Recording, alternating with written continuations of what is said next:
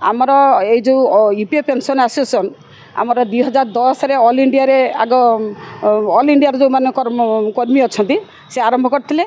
से दिन टू से माने भी माने फाइट करी आसुचंती पेंशन आमर जो दाबी 9000 टंका विथ ये कहबी तापर आमर नवेम्बर 3 2018 आमर ओडिशा रे माननीय श्रीजुक्त भाग्यधर ब्रह्मा आमर जी जनरल सेक्रेटरी अच्छा ओडिशा रे ऑल इंडिया बेसिस रे अच्छा भाइस प्रेसिडेंट सी प्रथम आग को आमर आरंभ करते ओडिशा रे तापर से दिन ठारू 18 रु आज पर्यंत 24-25 मसीहा हो गला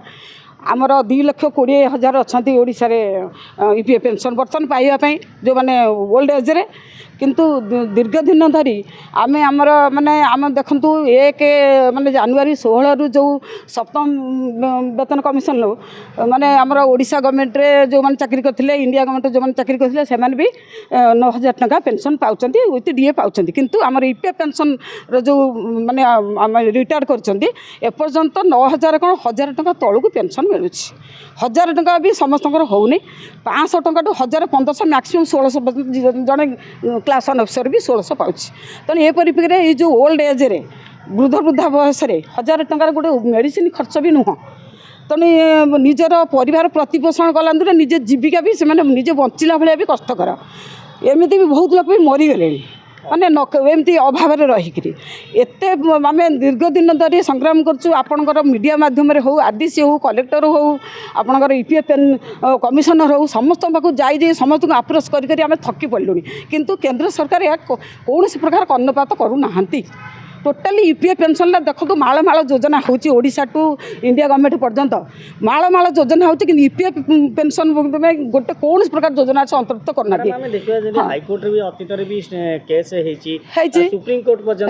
केरल हाईकोर्ट भी ऑर्डर देती 9,000 देवाई सुप्रीम कोर्ट भी सुप्रीम कोर्ट भी ऑर्डर देती तुम हायर पेंशन दियो बोली किंतु हायर पेंशन कौन मिनिमम पेंशन कौन बर्तमान 2 नार गोड़ दे मझे मरला भाई आम सब होने एवं देखूँ जो ओल्ड एज रे कौन आम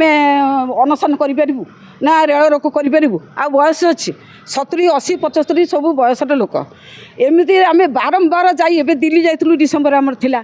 डिसेम्बर जामर प्रवीण कोहली जी अच्छा गुड़गाँव पाक जाइलु सी लगी आमपाई आमर यूपीएफ पेंशन एसोसिएशन जिते प्रकार चेष्टा कले भी कौन से एमती गोटे माने फ्री ट्रिटमेंट भी मेडिकल भी आमर ना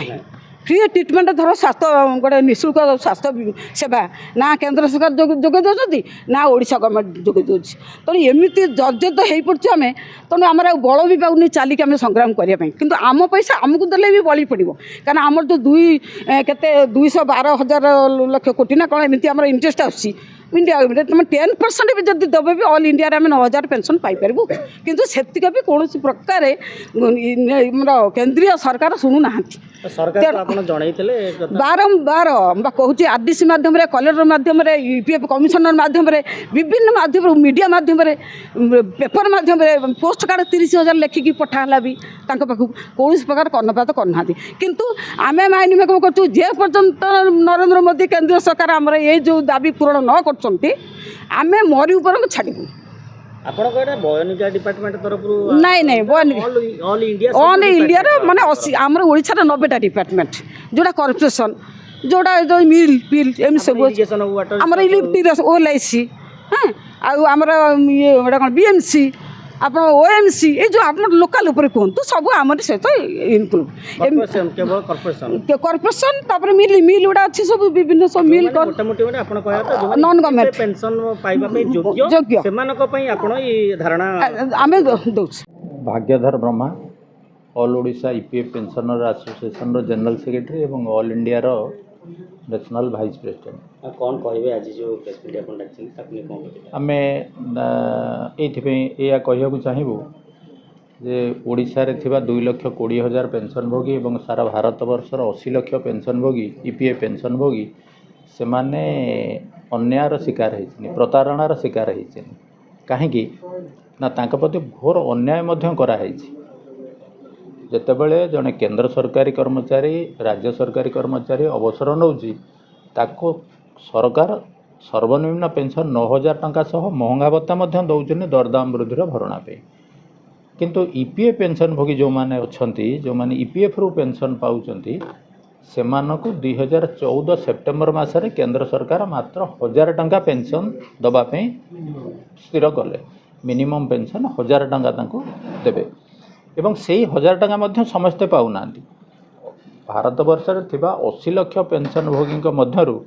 37 ଲକ୍ଷ ପେନ୍ସନ୍ ଭୋଗୀ 1000 ଟଙ୍କା ତଳକୁ ପେନ୍ସନ୍ ପାଉଛନ୍ତି। ତେଣୁ ଆପଣମାନେ ବିଚାର କରନ୍ତୁ, ଜଣେ 1000 ଟଙ୍କା ତଳକୁ ପେନ୍ସନ୍ ପାଇ 500, 600, 700, 800 ଟଙ୍କା ପାଇକି 1000 ଟଙ୍କା ଧରି ନିଆଯାଉ ପାଇ କିଭଳି ଭାବରେ ସେ 2 ଜଣ ଲୋକ ସ୍ୱାମୀ ସ୍ତ୍ରୀ ସ୍ୱାମୀ ଯଦି ଥିବେ ସେମାନେ କିଭଳି ଭାବରେ ଚଳିପାରୁଥିବେ। ତାଙ୍କୁ ମହଙ୍ଗା ଭତ୍ତା ମଧ୍ୟ ଦିଆଯାଉ ନାହିଁ। କେନ୍ଦ୍ରରେ ଯେତେବେଳେ ଆମର 2014 ମସିହା ସାଧାରଣ ନିର୍ବାଚନ ହେଲା, ତତ୍କାଳୀନ ବିଜେପିର ପ୍ରବକ୍ତା ପ୍ରକାଶ ଜାଭେଦକର ସେ ଗୋଟେ ପ୍ରେସ୍ କନଫରେନ୍ସ କରି ଦିଲ୍ଲୀରେ କହିଥିଲେ, ଯଦି ବିଜେପି ସରକାରକୁ ଆସେ ତାହେଲେ ଆମେ 15 ଦିନ ଭିତରେ 3000 ଟଙ୍କା ପେନ୍ସନ୍ କରିବୁ, 1000 ଟଙ୍କାକୁ ବଢ଼େଇ ଏବଂ ତାର ସହିତ ଆମେ ଦେବୁ ମହଙ୍ଗା ଭତ୍ତା ଦେବୁ। 14ରେ କେନ୍ଦ୍ରରେ ସରକାରକୁ ଆସିଲେ, 19ରେ ଆସିଲେ, 24ରେ ମଧ୍ୟ ଆସିଲେ। ତା ଭିତରେ କେତେ ବଜେଟ୍ ଯାଇଛି, କେତେ କମିଟି ମଧ୍ୟ ବସିସାରିଛି, କିନ୍ତୁ ଆମର ପେନ୍ସନ୍ ସେଇ 1000 ଟଙ୍କାକୁ ସେଇ 1000 ଟଙ୍କା ମିନିମମ୍ ରହିଲା, ଆଜି ପର୍ଯ୍ୟନ୍ତ ବଢ଼ିଲା ନାହିଁ। ଏଥିପାଇଁ ସାରା ଭାରତବର୍ଷର ଇପିଏଫ୍ ପେନ୍ସନ୍ ଭୋଗୀ ପରିବାର ମଧ୍ୟରେ ଘୋର ଅସନ୍ତୋଷ ଦାନା ବାନ୍ଧିଛି ଏବଂ ଆମେ ଆଶା କରିଥିଲୁ ଏଇ ଯେଉଁ ବଜେଟ୍ ଗଲା 2024ର ସାଧାରଣ ବଜେଟ୍ ଆମେ ଆଶା କରିଥିଲୁ ଏବଂ ଆମେ ମଧ୍ୟ ସରକାରଙ୍କ ପାଖରେ ଦାବି ଜଣାଇଥିଲୁ। କେବଳ ଓଡ଼ିଶା ନୁହେଁ, ସାରା ଭାରତବର୍ଷର ଇପିଏଫ୍ ପେନ୍ସନ୍ ଭୋଗୀମାନଙ୍କର ସଂଗଠନ ଦାବି ଜଣାଇଥିଲେ। ଆମର ଓଡ଼ିଶାର ପୂର୍ବତନ ମୁଖ୍ୟମନ୍ତ୍ରୀଙ୍କ ସମେତ 18 ଜଣ ପାର୍ଲାମେଣ୍ଟ ସଦସ୍ୟ ମଧ୍ୟ ଲେଖିକିରି ଜଣାଇଥିଲେ ଯେ ଇପିଏଫ୍ ପେନ୍ସନ୍ ଭୋଗୀଙ୍କର ସମସ୍ୟା ଅତି ଜଟିଳ ଏବଂ ତାଙ୍କର ସର୍ବନିମ୍ନ ପେନ୍ସନ୍ ବୃଦ୍ଧି କରାଯାଉ। କିନ୍ତୁ ଅତ୍ୟନ୍ତ ଦୁର୍ଭାଗ୍ୟର କଥା, କେନ୍ଦ୍ରରେ ଥିବା ନରେନ୍ଦ୍ର ମୋଦିଙ୍କ ସରକାର ବହୁ ଯୋଜନା କରୁଛନ୍ତି, ବହୁ ଜନହିତକର ଯୋଜନା କରୁଛନ୍ତି, କିନ୍ତୁ ଇପିଏଫ୍ ପେନ୍ସନ୍ ଭୋଗୀଙ୍କ କଥା ତାଙ୍କ ନଜରକୁ ଆସୁନାହିଁ। ଆମେ ସେଥିପାଇଁ ବଡ଼ ଦୁଃଖିତ। ସେଥିପାଇଁ ଏଇଟା ଗୋଟେ ଦୁର୍ଭାଗ୍ୟଜନକ ବିଷୟ ଏବଂ ପରିଣାମ ସ୍ୱରୂପ କ'ଣ ହେଉଛି ନା ଆମର ଗୋଟେ ଷ୍ଟାଟିଷ୍ଟିକ୍ସ ଯାହା ଆସିଛି, ପ୍ରତି ମାସରେ ପେନ୍ସନ୍କୁ ଅପେକ୍ଷା କରିକିରି 5000 ପେନ୍ସନ୍ ଭୋଗୀ ମୃତ୍ୟୁବରଣ କରୁଛନ୍ତି ସାରା ଭାରତବର୍ଷରେ ପ୍ରତି ମାସରେ। ଏବଂ ଏହି ପରିସ୍ଥିତି ଯଦି ରହେ ତାହେଲେ ଲୋକମାନେ ଭୋକ ଉପାସରେ ମରିବା ବ୍ୟତୀତ ଆଉ କିଛି ତାଙ୍କ ପାଇଁ ରାସ୍ତା ନାହିଁ। ଆମେ ସ୍ଥିର କରିଛୁ, କେନ୍ଦ୍ର ସହିତ ଆମେ ଯୋଗାଯୋଗ କରୁଛୁ ଆମର କେନ୍ଦ୍ରୀୟ ସଂଗଠନ ସହିତ ଏବଂ ଆମେ ଆଗାମୀ ଦିନରେ ଆନ୍ଦୋଳନକୁ ଖୁବ୍ ଜୋରଦାର କରିବୁ। ଗୋଟିଏ ପଟେ ଆମକୁ ଲେବର ମିନିଷ୍ଟ୍ରି ବା କେନ୍ଦ୍ର ସରକାର ଆମକୁ ଅଣଦେଖା କରୁଥିଲା ବେଳେ ଆମର ଯେଉଁ ଇପିଏଫ୍ ସଂସ୍ଥା ଅଛି ଯାହା ମାଧ୍ୟମରେ ଆମେ ପେନ୍ସନ୍ ପାଉଛୁ, ସେ ମଧ୍ୟ ଆମକୁ ବହୁ ଭାବରେ ହଇରାଣ ହରକତ ହେବାକୁ ପଡ଼ୁଛି, ଆକ୍ରୋଶର ତାଙ୍କର ଶିକାର ହେବାକୁ ପଡ଼ୁଛି, ପାତର ଅନ୍ତରର ଶିକାର ହେବାକୁ ପଡ଼ୁଛି। ମାନ୍ୟବର ସୁପ୍ରିମକୋର୍ଟର ଗୋଟେ 4/11/22ରେ ଜଜମେଣ୍ଟ ଦେଇଛନ୍ତି ଯେ ହାୟର ପେନ୍ସନ୍ ଯେଉଁମାନେ ଅଧିକା ଦରମା ପାଉଛନ୍ତି ସେମାନଙ୍କୁ ହାୟର ପେନ୍ସନ୍ ଦିଆଯାଉ, ବର୍ଦ୍ଧିତ ପେନ୍ସନ୍ ଦିଆଯାଉ। ସେଇଟାକୁ ମଧ୍ୟ ଆଜି 2 ବର୍ଷ ହୋଇଗଲାଣି ସେଇଟା କାର୍ଯ୍ୟକାରୀ କରିବାରେ ମଧ୍ୟ ଇପିଏଫ୍ କର୍ତ୍ତୃପକ୍ଷ ବିଳମ୍ବ କରୁଛନ୍ତି ଏବଂ ଆମକୁ ନାନା ପ୍ରକାର ଗୋଟେ ମାନେ କ'ଣ ବଟଲନେକ୍ ତିଆରି କରୁଛନ୍ତି, ଯାହାଫଳରେ ଆମର ଯେଉଁ ଲୋକମାନେ ପେନ୍ସନ୍ ପାଇବା କଥା ଆଶା ବାନ୍ଧି ବସିଛନ୍ତି, ଯେଉଁମାନେ ଇଲିଜିବୁଲ୍ ସେମାନେ ମଧ୍ୟ ସେଇ ପେନ୍ସନ୍ରୁ ବଞ୍ଚିତ ହେଉଛନ୍ତି। ଆଗାମୀ ଦିନରେ ଆମର ପଦକ୍ଷେପ ରହିବ। ଆମେ ଇପିଏଫ୍ ଅଫିସ୍ ଯେଉଁ ଭୁବନେଶ୍ୱରରେ ଅଛି, ଇପିଏଫ୍ ଅଫିସ୍କି ଆମେ ପ୍ରଥମ ଘେରାଉ କରିବୁ ଏଠି ଯେ ତୁମେ ସୁପ୍ରିମକୋର୍ଟ ଜଜମେଣ୍ଟକୁ କାର୍ଯ୍ୟକାରୀ କର, ଠିକ୍ ଭାବରେ କାର୍ଯ୍ୟକାରୀ କର ଏବଂ ଯେଉଁମାନେ ଇଲିଜିବୁଲ୍ ତାଙ୍କୁ ତୁରନ୍ତ ହାୟର ପେନ୍ସନ୍ ଦିଅ। ଆମେ ଲିଖିତ ଭାବରେ ଜଣାଇ ସାରିଛୁ ଆମର କ'ଣ ସମସ୍ୟା ଆମେ ଫେସ୍ କରୁଛୁ। ଦ୍ୱିତୀୟ କଥା ହେଲା ଯେଉଁ ସର୍ବନିମ୍ନ ପେନ୍ସନ୍ ବୃଦ୍ଧି କଥା ରହିଛି, ଏଇଟା କେନ୍ଦ୍ରୀୟ ସଂଗଠନ ସହିତ ଆମର ଯୋଗାଯୋଗରେ ଅଛୁ। ଆମେ ମଧ୍ୟ ନିଷ୍ପତ୍ତି ନେବୁ ଆଗାମୀ ଦିନରେ ଆନ୍ଦୋଳନକୁ କିଭଳି ଭାବରେ ସାରା ଭାରତବର୍ଷରେ ଓଡ଼ିଶା ସମେତ ଜୋରଦାର କରିହେବ ଏବଂ ଆମେ ଏକୁଟିଆ ରହିବୁନି, ଆମ ସହିତ କେନ୍ଦ୍ରୀୟ ସଂଗଠନମାନେ ରହିବେ, ଆମ ସହିତ ବିଭିନ୍ନ ରାଜନୈତିକ ଦଳମାନେ ରହିବେ ଏବଂ ଆମେ ଆକୁ ଗୋଟେ ବିରାଟ ଜନ ଆନ୍ଦୋଳନର କରିବା ପାଇଁ ପରିକଳ୍ପନା କରୁଛୁ। ସେଣ୍ଟ୍ରାଲ ଟ୍ରେଡ୍ ୟୁନିୟନ୍ ରହିବେ, ବିଭିନ୍ନ ରାଜନୈତିକ ଦଳର ସପୋର୍ଟ ଆମେ ନେବୁ ଏବଂ ସାରା ଭାରତବର୍ଷରେ ଗୋଟେ ବଡ଼ ଆନ୍ଦୋଳନ ଆମେ କରିବୁ। ଆମର ଏଇଟା ନିଷ୍ପତ୍ତି ଆମେ ନେବାକୁ ଯାଉଛୁ।